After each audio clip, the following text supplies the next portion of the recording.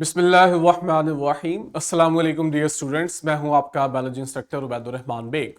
बच्चों, हमने last time 11th bio में चैप्टर 4 वायरसेस का आगाज किया, ए सेलुलर लाइफ। हम इसमें वायरस को पढ़ रहे हैं। हमारा जो एसएलओ जिसे हमने आज अभी कवर करना है, उसमें हम वायरसेस को बॉर्डर लाइन केस के तौर पे रिप्रेजेंट करने लगे हैं। वायरस में कुछ ऐसी प्रॉपर्टीज भी हैं जो लिविंग ऑर्गेनिज्म से मिलती हैं, लेकिन कुछ ऐसी भी हैं जो इसे नॉन लिविंग ऑर्गेनिज्म या थिंग कंसिडर करने पे हमें मजबूर कर देते हैं, जिसकी वजह से हमें कहना पड़ता है कि ये आपके पास एक बॉर्डर लाइन केस आ जाता है between living and non living.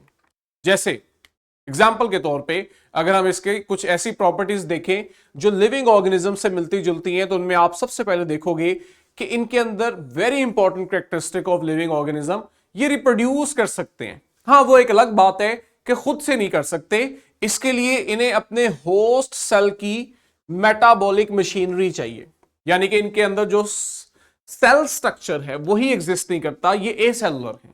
तो जो सेल स्ट्रक्चर है वो फिर ये होस्ट का यूज करते हैं खुद को रिप्रोड्यूस करने के लिए। इसी तरह हम देखते हैं इनके अंदर चेंजेस भी आ रही हैं, वेरिएशन आती जा रही है। उनके पर्सपेक्टिव से अच्छी है, लेकिन हमारे लिए हम कहते हैं नुकसानदेह कि ये ज्यादा लीथल होते जा रहे हैं। तो ये जो म्यूटेशंस का आना है, डीएनए उनके जेनेटिक मटेरियल में चेंजेस आना जो उन्हें एडवांस कर रहा है, उनके अंदर वेरिएशन ला रहे हैं, ये भी लिविंग ऑर्गेनिजम्स की कैरेक्टरिस्टिक है, very important. They have their genome, जैसे आप बाकी लिविंग ऑर्गेनिज्म में देखते हो, और वो भी न्यूक्लिक एसिड की शक्ल में ही है, कोई और ऑर्गेनिक कंपाउंड नहीं है। इसी तरह ये अपने होस्ट सेल के अंदर खुद के लिए मेटाबॉलिज्म भी करवाते हैं, चाहे मशीनरी होस्ट सेल की यूज हो रही है, लेकिन chemical reaction metabolism new viruses को बनाने के लिए यूज कर रहे होते हैं। तो ये वो चीजें हैं जो इन्हें लिविंग ऑर्गेनिज्म से मिलाती हैं, लेकिन साथ ही साथ नॉन लिविंग थिंग्स वाली कैरेक्टरिस्टिक्स भी हैं। जैसे वेरी इंपॉर्टेंट, हम कहते हैं सेल थ्योरी के अकॉर्डिंग कि जो भी चीज लिविंग है वो कम से कम एक सेल की तो बनी हो ना, जबकि वायरसेस जो है ये सेल से भी छोटा स्ट्रक्चर है, इन अ सेंस कि आपके पास ये ए सेलुलर है, इसके पास सेल की वो कंप्लीट मशीनरी ही मौजूद नहीं है कि आप इसे सेल कह सको। वेरी इंपॉर्टेंटली, हम इन्हें क्रिस्टलाइज भी कर सकते हैं और इन्हें स्टोर कर सकते हैं जब तक हम चाहें, जबकि लिविंग ऑर्गेनिज्म में ऐसा नहीं है कि आप उन्हें क्रिस्टलाइज करके स्टोर कर लो और बाद में आप उन्हें नॉर्मल कंडीशन दो और वो पहले ही जैसे हो जाएंगे, जबकि वायरसेस में ये चीज मौजूद है। इस तरह हम देखते हैं जब ये अपने होस्ट सेल में नहीं होते, इंडिपेंडेंट है, फ्री है, तब आप देखते हो इनमें किसी किस्म का मेटाबॉलिज्म नहीं हो रहा होता, तो ये तो नॉन लिविंग में होता है। ठीक है, इसी तरह हम कहते हैं कि लिविंग ऑर्गेनिज्म के अंदर हमें जेनेटिक मटेरियल जो मिलता है वो डीएनए प्लस आरएनए दोनों फॉर्म में मिलते हैं। ठीक है कि बेसिक आपके पास जो इंफॉर्मेशन स्टोर है वो डीएनए के पास है, लेकिन जब वो डीएनए अपनी इंफॉर्मेशन को एक्सप्रेस करता है तो वहां आरएनए भी चाहिए होता है, तो दोनों होते हैं। लेकिन आप वायरस को जब देखते हो तो आपको पता लगता है कि यहां पे इन दोनों में से सिर्फ एक ही चीज है, वो जो उसका हमने स्ट्रक्चर पढ़ा जिसमें आपको बताया था कि जेनेटिक मटेरियल है, न्यूक्लिक एसिड है और उसके अराउंड प्रोटीन का कोट है, बस इतना ही स्ट्रक्चर है। अब उस कोट में जो आपको जेनेटिक मटेरियल बताया गया था वो इन दोनों में से कोई एक होगा, या आप देखोगे कि उसका जेनेटिक मटेरियल डीएनए की शक्ल में है या आरएनए की शक्ल में, दोनों नहीं होते। ठीक है, जबकि आपके पास किसी भी सेल के अंदर डीएनए आरएनए दोनों बड़े इंपॉर्टेंट हैं उस रिएक्शन, उस सेल को सर्वाइव करवाने में, जबकि वायरसेस में ऐसा नहीं है। फिर हमने आगे एसएलओ में, कल हम स्टार्ट में एसएलओ पढ़ चुके हुए हैं, असल में उसी को कंटिन्यू कर रहे हैं, लेक्चर के एंड में भी हम इन्हें देखेंगे। एक एसएलओ था जिसमें हमने वायरसेस को क्लासिफाई करना था उनके होस्ट और स्ट्रक्चर की बेस पे, ये टॉपिक उससे रिलेटेड है। पहले आपके पास क्लासिफिकेशन की बेस है होस्ट की बुनियाद पे, तो होस्ट के लिहाज से आपके पास तीन ही तरह के वायरसेस हो सकते हैं, क्योंकि यही बेसिक ऑर्गेनिज्म है मेजॉरिटी, या तो एनिमल वायरसेस हैं या प्लांट है, या फिर आप देखते हो ऐसे वायरसेस जो बैक्टीरिया पे अटैक करते हैं, इन्हें हम बैक्टीरियोफेज कहते हैं। एनिमल वायरसेस ऑब्वियस है, एनिमल में डिजीज कॉज करते हैं, मैंने नाम दे दिए, आपके लिए नाम जानना काफी है कि ये वो डिजीजेस हैं जो बड़ी कॉमन है एनिमल्स में वायरसेस की वजह से। ठीक है, अगर हम स्पेसिफिकली ह्यूमन की बात करें तो ह्यूमन के अंदर हमें ये पोलियो, मीजल और मम्स जैसी बड़ी कॉमन डिजीजेस मिलती हैं। ठीक है, वेरी इंपॉर्टेंट लास्ट पॉइंट आपके लिए एमसीक्यूज के लिए खास तौर पे इंपॉर्टेंट हो जाता है कि यहां हमें एक बड़े यूनिक फीचर बता रहे हैं, कहते हैं ज्यादातर जो एनिमल वायरसेस है ना, आप देखते हो ये आरएनए वायरस हैं, यानी इनका जेनेटिक मटेरियल आरएनए की शक्ल में है। फिर आपके पास आते हैं प्लांट वायरसेस। प्लांट वायरसेस जो प्लांट में डिजीज कॉज करते हैं, जिनमें से एक हमने बड़ा स्टार्ट में भी पढ़ा, इसकी हिस्ट्री और डिस्कवरी से रिलेटेड, टोबैको मोज़ैक वायरस बड़ा कॉमन है। ये क्या करता है, टोबैको प्लांट के अंदर डिजीज कॉज करता है, इसलिए भी ज्यादा फेमस है। इसके अलावा अगर आप देखो तो आपके पास कोकम्बर मोज़ैक वायरस भी है, गालबन इसी फैमिली का है। कॉलीफ्लावर मोज़ैक वायरस भी है, और आपके पास पोटैटो वायरस वाई भी है, अमंग मैनी अदर्स। ठीक है, ये आपके पास कुछ कॉमन वायरल डिजीजेज हैं जो डिफरेंट प्लांट्स के अंदर हो रही होती हैं, जिससे आप देखते हो प्लांट्स जो है उनको डैमेज पहुंचता है। थर्ड कैटेगरी हमारे पास बैक्टीरियोफेज है। ये बैक्टीरियोफेज जो है ऐसे वायरसेस हैं जो बैक्टीरिया पे अटैक करके उसको डैमेज करते हैं, इसलिए इसका लफ्जी मतलब बनता है बैक्टीरिया ईटर। ऐसे वायरसेस जो बैक्टीरिया को खा जाते हैं। ठीक हो गया। इन बड़ी कॉमन जो टाइप है जिसे हम स्टडी भी करते हैं, इस चैप्टर में भी करेंगे, वो लैम्डा फेज है। ये देखो, ये आपके पास वो एक स्ट्रक्चर सा बना हुआ है, इसे हमने अभी आगे डिस्कस भी करना है। वायरसेस जो हैं इन्हें हम इनके स्ट्रक्चर की बेस पे भी क्लासिफाई कर सकते हैं। ठीक है, जब आप इन्हें स्ट्रक्चर की बेस पे क्लासिफाई करोगे तो आपको किसी एक चीज को पिक करना है। फॉर एग्जाम्पल, आप इन्हें इनके जेनेटिक मटेरियल की बेस पे भी क्लासिफाई कर सकते हो कि इनमें डीएनए है या आरएनए है, दो कैटेगरीज बन गई। आप इन्हें एनवेलप की बेस पे भी कर सकते हो, एनवेलप है या नहीं है। इसी तरह आप इन्हें इनके कैप्सिड की सिमेट्री की बेस पे भी क्लासिफाई कर सकते हो। तो आप इन तीनों स्ट्रक्चर की बेस पे एंजाइम को फर्दर क्लासिफाई करते हो। जेनेटिक मटेरियल की बेस पे अगर हम एंजाइम्स को क्लासिफाई करें तो पहली क्लासिफिकेशन आपके पास है कि जो वायरसेस हैं, अभी पीछे वायरसेस कह रहे हैं, एंजाइम नहीं, वायरसेस को क्लासिफाई करें तो या तो आप देखोगे आपके पास डीएनए वायरसेस हैं या फिर आपके पास आरएनए वायरसेस हैं।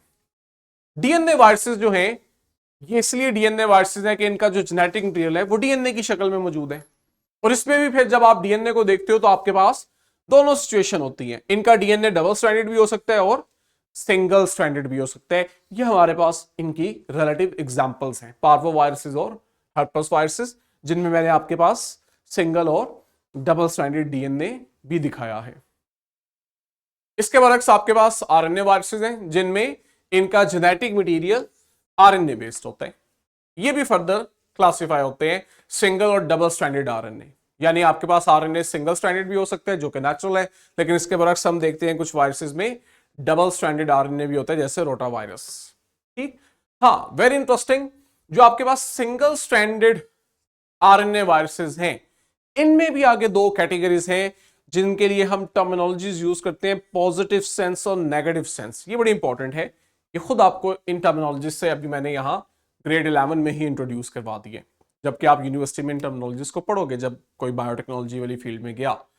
पॉजिटिव सेंस और नेगेटिव सेंस में क्या फर्क है ये आरएनए वायरसेस, और आरएनए भी सिंगल स्ट्रैंडेड है। अगर तो आपके पास वायरस का जो जीनोम है, जो जेनेटिक मटेरियल है, वो आरएनए हो, और यही आरएनए जो इसका जेनेटिक मटेरियल है ये एज ए मैसेंजर आरएनए भी एक्ट करे। दूसरे लफ्जों में कि वायरस का जो आरएनए है डायरेक्टली वो प्रोटीन बनाने में भी यूज हो, तब आप इस आरएनए वायरस को पॉजिटिव सेंस वायरस कहते हो, या आरएनए को पॉजिटिव सेंस आरएनए कहते हो, कि वो जेनेटिक मटेरियल के तौर पे भी एक्ट करता है और वो प्रोटीन बनाने के लिए डायरेक्ट भी यूज हो जाता है एज ए मैसेंजर आरएनए। इसके बरक्स आता है negative sense RNA. Negative sense RNA में पता है क्या होता है, ये खुद डायरेक्टली मैसेंजर आरएनए के तौर पे एक्ट नहीं करता, ये सिर्फ जेनेटिक मटेरियल या जीनोम के तौर पे ही एक्ट करता है। जब भी वायरस ने अपने लिए प्रोटीन बनानी होती है तो हम देखते हैं इस नेगेटिव सेंस आरएनए के सामने इसके कंप्लीमेंट्री मैसेंजर आरएनए बनता है, फिर वो आगे प्रोटीन बनाने में यूज होता है। आपके पास दोनों की एग्जाम्पल्स हैं। देखो, आपके पास जो रिसेंट वबा आई उससे रिलेटेड जो कोरोना वायरस था, आज हमें पता लगा कि वो असल में पॉजिटिव सेंस था। ठीक है, जबकि इन्फ्लुएंजा वायरस जिससे हमें जुकाम होता है ये हमारे पास नेगेटिव सेंस होता है। अगली कैटेगरी है हमारे पास कि हम इन्हें एनवेलप की बेस पे क्लासिफाई करें। एनवेलप की बेस पे दो ही चांसेस हैं, या तो एनवेलप है या नहीं है। कल हमने एनवेलप के बारे में पढ़ा था कि ये होस्ट सेल मेम्ब्रेन से ड्राइव की होती है। तो ऐसे वायरसेस जिनमें एनवेलप होती है आप इन्हें कह देते हो एनवेलप्ड वायरस। ठीक, क्या है एनवेलप? एनवेलप आपके पास ये लिपोप्रोटीन की लेयर होती है, लिपिड्स की मेम्ब्रेन है जिन्होंने अपने होस्ट सेल से चुराई है, उससे ली है। अब ये होस्ट सेल से तो आती है, लेकिन आप देखते हो कि इसके ऊपर वायरस की प्रोटीन्स भी होती हैं, ठीक है, जिसकी वजह से वायरस जो है वो अपने होस्ट सेल के साथ अटैच कर पाता है। एग्जाम्पल में आपके पास HIV वायरस और इन्फ्लुएंजा वायरस है। इसके बरक्स वो वायरसेस हैं जिनमें एनवेलप नहीं होती, इन्हें आप नॉन एनवेलप्ड भी कहते हो और नेकेड वायरसेस भी कहते हो, ठीक। तो अगर इनमें एनवेलप नहीं है तो इसका मतलब है इनमें दो ही चीजें हैं, बाहरी की तरफ प्रोटीन का कैप्सिड है और उसके अंदर इनका जेनेटिक मटेरियल पड़ा हुआ है, बस। वो जो तीसरी चीज बाहर एनवेलप है वो एब्सेंट है। Example adenovirus, polio virus. अब देखो कितनी ज्यादा इंफॉर्मेशन है इस टॉपिक के अंदर, और ये जो SLOs हैं इनके अकॉर्डिंग। तो आपके पास एग्जामिनर आपसे जहां शॉर्ट में पूछेगा वहीं वो आपसे एग्जामिनर MCQs में भी यहां इंफॉर्मेशन यूज कर सकता है।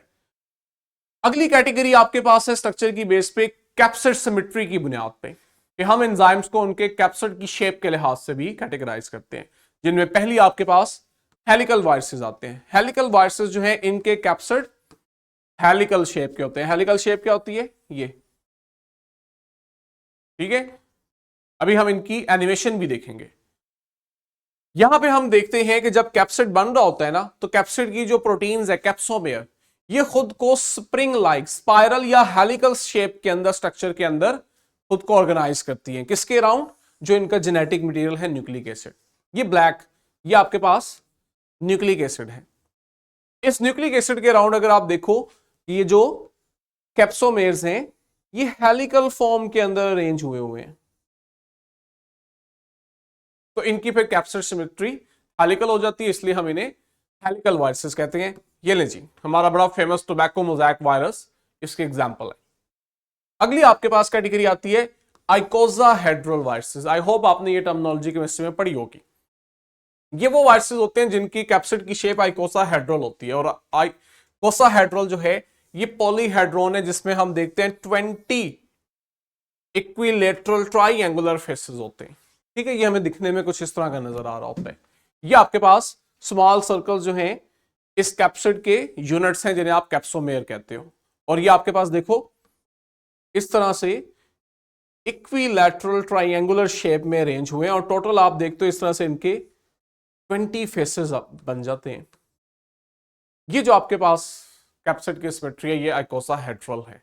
और आपके बड़ी common example polio virus, herpes virus, ये इस शेप के होते हैं। वेरी इंपॉर्टेंट कंप्लेक्स वायरसेस, ये देखो अगेन अभी हम इसे पीछे देख के आए हैं, लैम्डा फेज, ये वो है। कंप्लेक्स वायरसेस जो हैं ये स्ट्रक्चर वाइज जरा ज्यादा कंप्लेक्स है बाकी कैटेगरीज की निस्बत, ठीक है। इसलिए फिर आप इन्हें हेलिकल में भी नहीं लाते हो और आइकोसाहेड्रल में भी नहीं लाते हो, इनको अलग ही कर देते हो। इनमें आप देखते हो कि वो कैप्सिड की ज्योमेट्री, सिमेट्री, न्यूक्लिक एसिड, उससे हट के हम देखते हैं कि इनके अंदर टेल हो सकती है। और हम देखेंगे आगे मजीद जब इसका स्ट्रक्चर पढ़ रहे होंगे कि टेल के साथ साथ आप देखते हो मल्टीपल प्रोटीन लेयर्स होती हैं, जो कि आगे अपने अंदर एक कंप्लेक्स स्ट्रक्चर रखती हैं वायरसेस लेवल पे। जहां टेल होती है वहीं फिर हम देखते हैं कि इनमें आइकोसाहेड्रल हेड भी होते हैं। तो हम फिर इनके स्ट्रक्चर को हेड और टेल में डिवाइड कर देते हैं। और उनमें भी मजीद अगर आप देखो स्पेशली टेल को, तो वो मल्टी लेयर स्ट्रक्चर होता है, उसमें और ज्यादा कंप्लेक्सिटी आ जाती है, जबकि हमें बता रहा है कि टेल ओवरऑल आपके पास हेलिकल फॉर्म में होती है। ये ले जी, ये आपके पास हमने समराइज कर दिया है वायरसेस को। ये कुछ इंपॉर्टेंट वायरसेस हैं जिन्हें एटलीस्ट आपने लाजमी याद करना है। कहते हैं आपके पास T4 फेज है, ये वही अभी जो आपने लास्ट में पढ़ा है, बैक्टीरियो फेज, लैम्डा फेज, ये वो है। इसका होस्ट कौन होता है जिसपे ये अटैक करता है? बैक्टीरिया। जेनेटिक मटेरियल क्या है? DNA। एनवेलप होती है? नहीं होती। ओवरऑल सिमेट्री क्या है? आइकोसाहेड्रल। HIV वायरस, इसका होस्ट है ह्यूमन, प्राइमरली भी लिखा हुआ है, ठीक। जेनेटिक मटेरियल देखो तो RNA है, एनवेलप भी है, आइकोसाहेड्रल है। Hepatitis C virus, human host है, RNA वायरस है, एनवेलप भी है और आइकोसाहेड्रल है। यानी पहले 3 आइकोसा है, नीचे 3 आपके पास इकट्ठे हेलिकल है। फ्लू वायरस, इनका होस्ट है bird, mammals, RNA genetic material, envelope है, helical. TMV, tobacco mosaic virus, plants, genetic material RNA, envelope नहीं है, हेलिकल है। और very important corona virus, mammals और बर्ड इसका होस्ट, आरएनए वायरस है, एनवेलप भी है, ठीक है, और फाइनली हेलिकल फॉर्म में है। वापस आते हैं अपने एसएलओस पे और देखते हैं हमने कौन कौन से एसएलओस जो हैं वो भी इन 2 लेक्चर्स में कवर किए हैं। और पहला हमारा जो नॉलेज है इंट्रोडक्शन टू वायरसेस, वो किन एसएलओस पर मुश्तमिल है।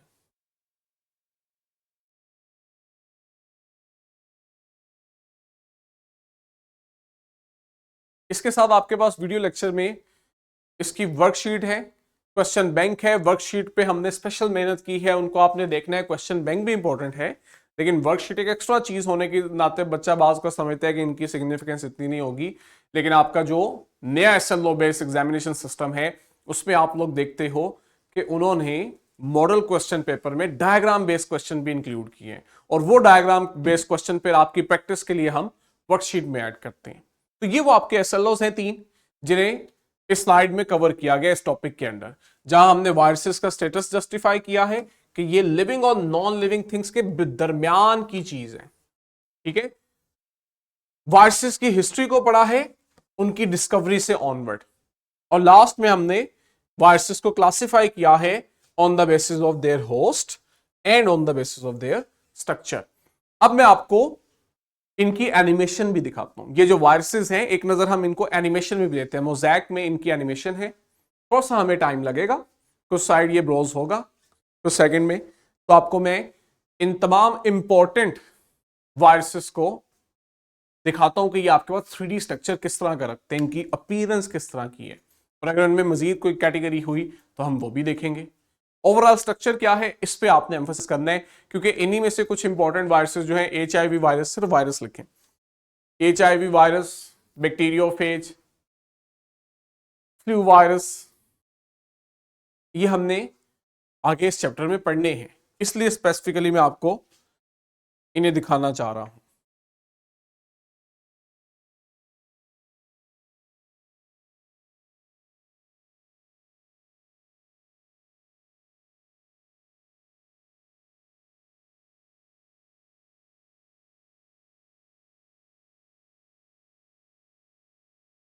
ये ले जी, ये आपके पास आप देख सकते हो किस तरह से हमने एंजाइम्स को क्लासिफाई किया हुआ है कैप्चर सिमेट्री की बेस पे।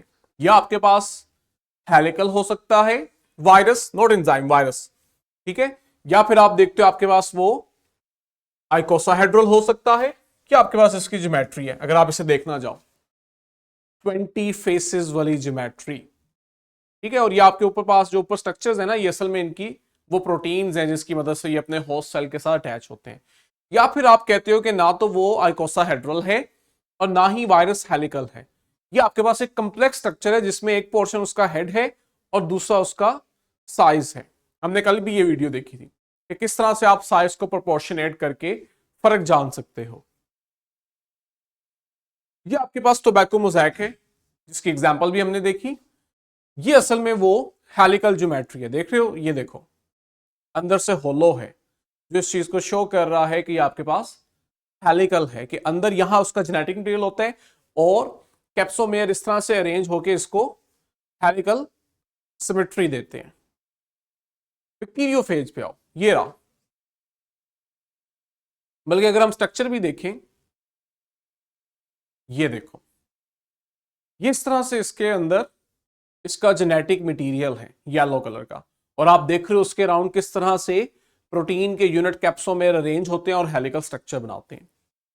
बैक्टीरियोफेज को जरा देखते हैं, हेड है और टेल है। हेड को अगर देखो आइकोसाहेड्रल, और टेल आपके पास मल्टीपल प्रोटीन लेयर्स की कलेक्शन का नाम है, और ये ज्यादा कॉम्प्लिकेटेड होती है। ये आपके पास कुछ इस तरह का स्ट्रक्चर होता है। देखो हेड को थोड़ा सा ट्रांसपेरेंट करके दिखाया है ताकि अंदर जेनेटिक मटेरियल नजर आ सके, और ये मुख्तलिफ उसके कंपोनेंट्स हैं। आगे हमारा टॉपिक आएगा, हम वहां पढ़ेंगे इसको। इसी तरह ये HIV है, ये भी हमने पढ़ना है। बस एक ज्योमेट्री का आइडिया लो, शेप का आइडिया लो। बाहर आपको सरफेस पे इनकी वो प्रोटीन्स नजर आ रही हैं जिनकी मदद से इन्होंने अपने होस्ट के साथ अटैच होना है। और ये राजी स्ट्रक्चर जिसे हम रिलेटिव टॉपिक के अंदर डिटेल से जानेंगे। ये है इन्फ्लुएंजा वायरस, देख रहे हो, ये था HIV, यह है इन्फ्लुएंजा वायरस जो आपको जुकाम करवाता है। और अगर आप स्ट्रक्चर देखना चाहो तो ये रहा, अंदर जेनेटिक मटेरियल, बाहर प्रोटीन कोट। ये आपके पास कोरोना वायरस है जिसने कोविड-19 कॉज करवाया था। पूरी दुनिया को जो था वो इसने वबा में दाखिल किया। कुछ इस तरह की इसकी शेप और इसका जेनेटिक मटेरियल है। देख रहे हो कितना इंटरेस्टिंग सा है, रिंग लाइक शेप में। ये आपके पास आज का हमारा लेक्चर था। आई होप आपको लेक्चर अच्छे से क्लियर होगा। इसकी वर्कशीट क्वेश्चन बैंक को आपने अटेम्प्ट करना है। कल इंशाल्लाह आगे कंटिन्यू करेंगे। तब तक के लिए बच्चों अल्लाह हाफिज।